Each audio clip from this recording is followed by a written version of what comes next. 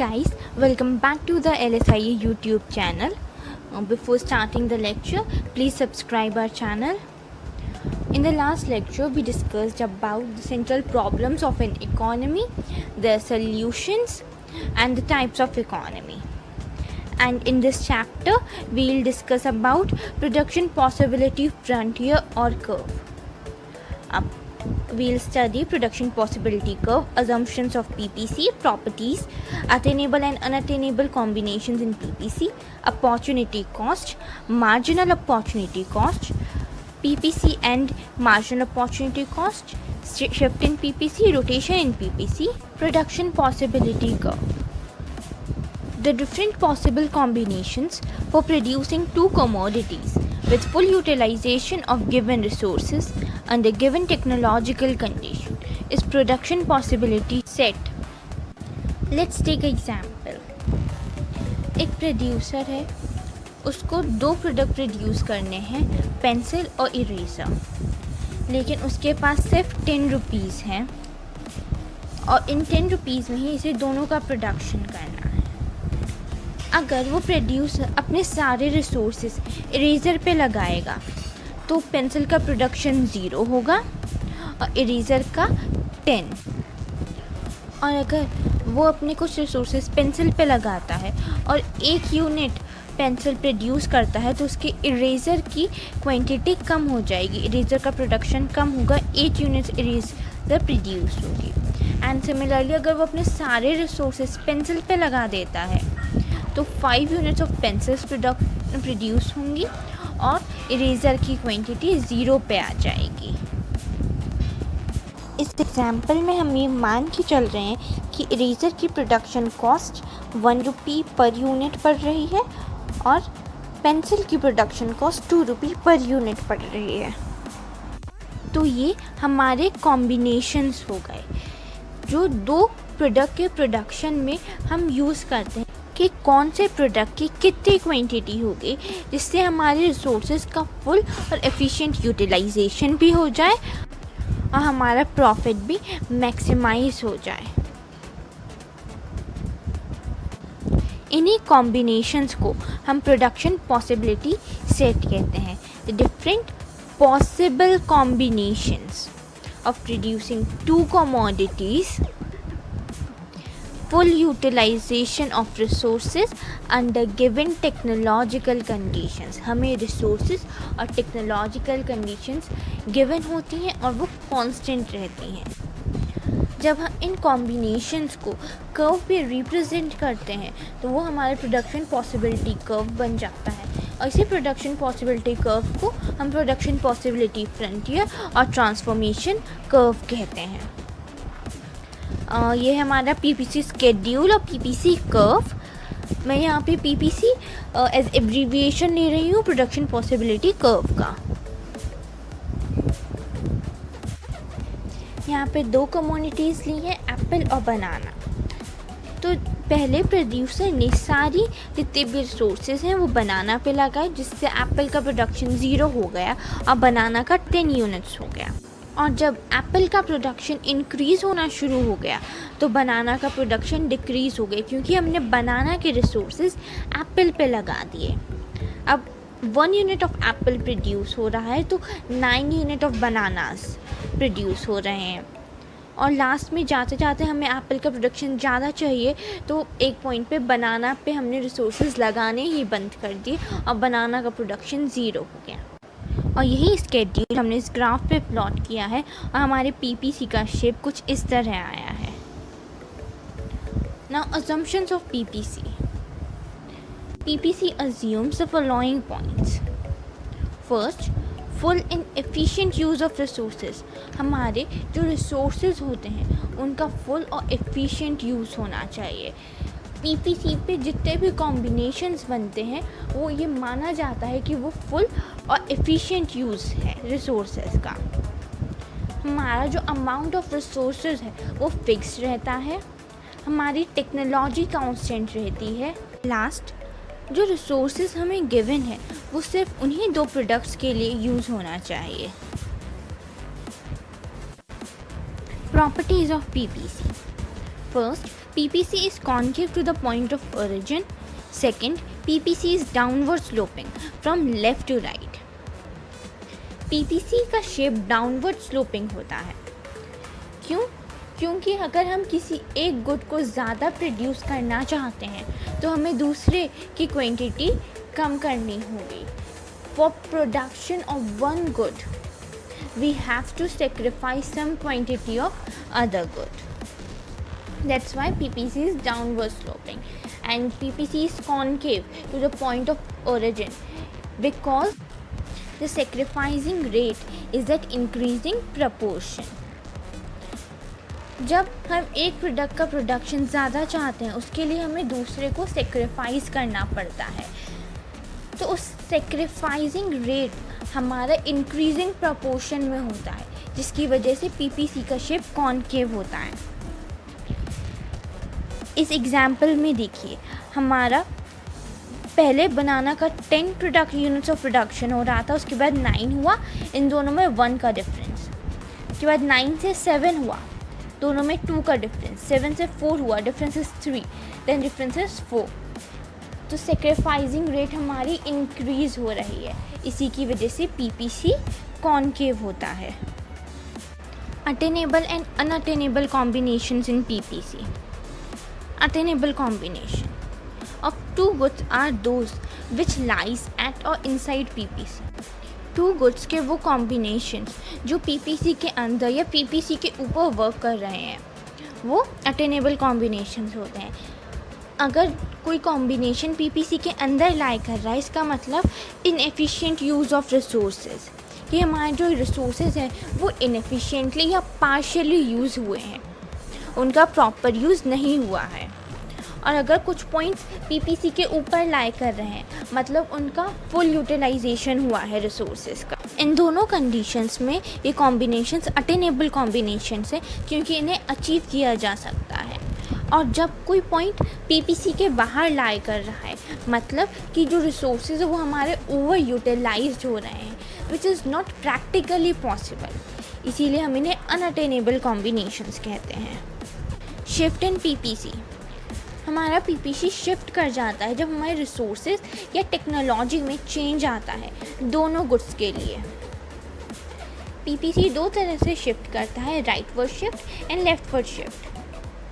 जब हमारे रिसोर्सेज कम हो जाते हैं या टेक्नोलॉजी डिग्रेड हो जाती है तो हमारा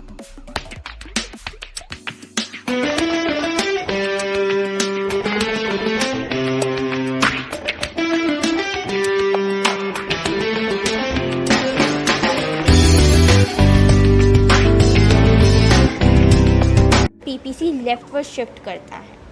और जब हमारे रिसोर्सेज इंक्रीज़ हो जाते हैं और हमारी टेक्नोलॉजी अपग्रेड हो जाती है तो हमारा पीपीसी राइटवर्ड शिफ्ट करता है।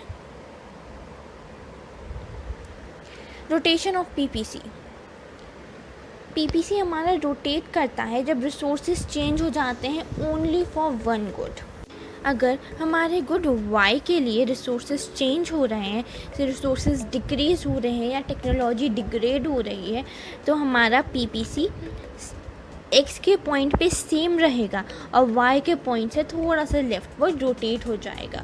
अगर गुड वाई के लिए ही रिसोर्सेज इंक्रीज़ या टेक्नोलॉजी अपग्रेड हो रही है तो हमारा पीपीसी वाई की तरफ से ही थोड़ा सा राइटवर्ड रोटेट हो जाएगा। और अगर हमारे गुड एक्स के रिसोर्सेज कम हो रहे हैं या टेक्नोलॉजी डिग्रेड हो रही है तो हमारा पीपीसी एक्स की तरफ से थोड़ा सा नीचे की तरफ रोटेट हो जाएगा।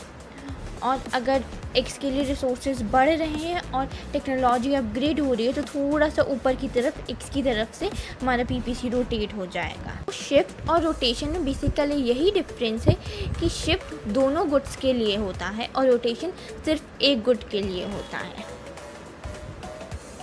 अपॉर्चुनिटी कॉस्ट, अपॉर्चुनिटी कॉस्ट हम इकोनॉमिक्स में बहुत इम्पॉर्टेंट टर्म है, इसीलिए हम इसको इकोनॉमिक कॉस्ट भी कहते हैं। The cost of next best alternative is opportunity cost. उस गुड की कॉस्ट जिसे हमने छोड़ दिया किसी और गुड को एक्वायर करने के लिए उस कॉस्ट को हम अपॉर्चुनिटी कॉस्ट कहते हैं। एक एग्जांपल लेते हैं, हमको नूडल्स भी खाने हैं और मंचूरियन भी खाने हैं, लेकिन इतने पैसे नहीं हैं कि हम दोनों खा सकें, we have to choose one. तो हमने नूडल्स का ऑप्शन हटा दिया, हमने मंचूरियन खाया। तो वो जो नूडल्स की कॉस्ट हुई वो अपॉर्चुनिटी कॉस्ट होगी, क्योंकि वो हमने सेक्रीफाइस कर दिया मंचूरियन खाने के लिए। अभी हमने पीपीसी में पढ़ा था कि एक गुड का प्रोडक्शन इंक्रीज़ करने के लिए हमें दूसरे गुड की कुछ क्वांटिटी सेक्रीफाइस करनी होती है। तो वो सेक्रीफाइस अमाउंट की जो कॉस्ट होगी वो अपॉर्चुनिटी कॉस्ट होगी। सपोज़ हमने 1 यूनिट एक्स्ट्रा एप्पल प्रोड्यूस करने के लिए 2 यूनिट बनाना सेक्रीफाइस किए, तो वो 2 यूनिट बनाना की जो कॉस्ट होगी वो अपॉर्चुनिटी कॉस्ट कहलाएगी। Opportunity cost is the money value of units sacrificed for producing additional unit of another commodity. Marginal opportunity cost. Marginal opportunity cost is the ratio between additional loss of output Y and additional gain of output X when some resources are shifted from Y to X. हमने जो पहले example लिया था उसमें बनाना के resources हमने Apple में shift किए, इससे बनाना के क्वांटिटी में थोड़ा लॉस आया और एप्पल की क्वांटिटी में गेन आया। तो इन दोनों के रेशियो को, जो लॉस और गेन का रेशियो है, हम मार्जिनल अपॉर्चुनिटी कॉस्ट कहते हैं। So sacrifice of good 2 upon gain of good 1 is marginal opportunity cost. हम marginal opportunity cost को marginal rate of transformation भी कहते हैं, क्योंकि इसमें resources ट्रांसफ़र होते हैं एक गुड से दूसरे गुड में, ताकि एक गुड का प्रोडक्शन इंक्रीज़ हो सके। PPC and marginal opportunity cost. अब हम PPC और MOC का रिलेशनशिप पढ़ेंगे। जब MOC marginal opportunity cost increase होती है तो हमारा PPC का शेप कॉनकेव होता है। यहाँ पे एक स्केड्यूल है, ये कॉम्बिनेशन है कुछ। जब गुड 1 हमारा 0 प्रोड्यूस हो रहा है तो गुड 2 की क्वांटिटी 15 यूनिट्स है, गुड 1 यूनिट है तो गुड 2 14 यूनिट्स पे है। अब इससे हम MOC निकालेंगे, मार्जिनल अपॉर्चुनिटी कॉस्ट। तो हमारा पहले पे जब गुड 1 0 है तो MOC नॉट डिफाइंड होगा, क्योंकि हम 0 से डिवाइड नहीं कर सकते, इट्स इन्फिनिटी। तो सेकेंड लेवल पे हमारा गुड 2 15 से 14 हो गया, यानी 1 यूनिट का सेक्रीफाइस हो रहा है। हमारा गुड 1 0 से 1 हो गया, यानी 1 यूनिट का गेन हो रहा है। सो 1 divide by 1 is 1। Next level पे हमारा जो गुड 2 है वो 14 से 12 हो गया, यानी 2 यूनिट का सेक्रीफाइस हुआ। हमारा गुड 1 से 2 हो गया, यानी 1 यूनिट का गेन हुआ। तो 2 divide by 1 is 2 and likely हम सारे मार्जिनल अपॉर्चुनिटी कॉस्ट का निकाल लेंगे। हमारा PPC कॉनकेव क्यों है? क्योंकि MOC यहाँ पे इंक्रीज़ हो रहा है, जिसकी वजह से PPC का शेप कॉनकेव है। हमारा जो सेक्रीफाइसिंग रेट है वो इंक्रीज़ हो रहा है, MOC इंक्रीज़ हो रहा है, इसलिए PPC का शेप कॉनकेव है। और ये बहुत ही कॉमन सिचुएशन है, मोस्टली ऐसा ही होता है, क्योंकि जो हमारे फैक्टर्स हैं वो स्टार्टिंग में ज़्यादा हमें आउटपुट दे पाते हैं, लेकिन बाद में वो लेस प्रोडक्टिव हो जाते हैं, जिसकी वजह से आउटपुट कम हो जाता है और हमें ज़्यादा क्वांटिटी सेक्रीफाइस करनी पड़ती है।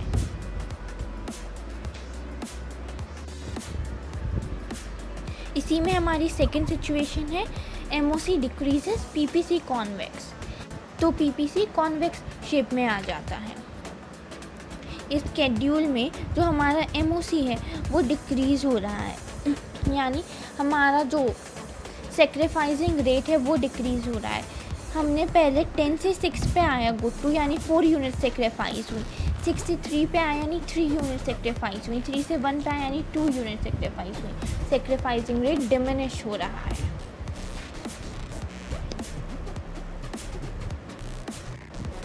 ऐसा इसलिए हुआ क्योंकि हमें एक गुड की एक्स्ट्रा यूनिट प्रोड्यूस करने के लिए दूसरे गुड को कम से कम सेक्रीफाइस करना पड़ा। हमारी नेक्स्ट सिचुएशन है MOC constant PPC straight line.